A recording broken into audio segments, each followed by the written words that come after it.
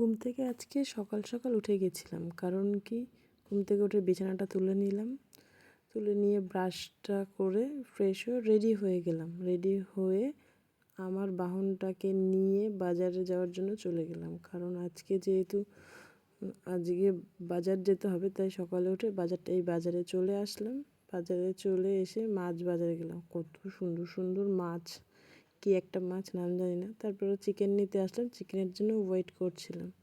চিকেনটা নেওয়া হয়ে গেল, বাড়ি চলে আসলাম। বাড়ি এসে মিঠি রানী ঘুম থেকে উঠলো, পিপির কোলে উঠে একটু আদর খেলো।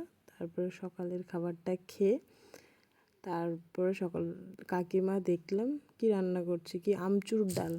আমি বললাম খেতে হবে। এইখানে আমাদের বডি বিল্ডার দাদা সবজি কিনে বাড়ি ঢুকে গেল। মিঠির সাথে একটু খেলা করছিল, মিঠি দুষ্টুমি করছিল।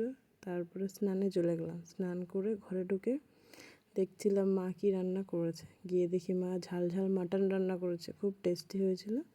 বিকেলবেলা দিদির দোকানে গেলাম, বসেছিলাম, দিদি চা দিল। চা খেয়ে আজকের দিনটা এইভাবে আনন্দ করে শেষ করে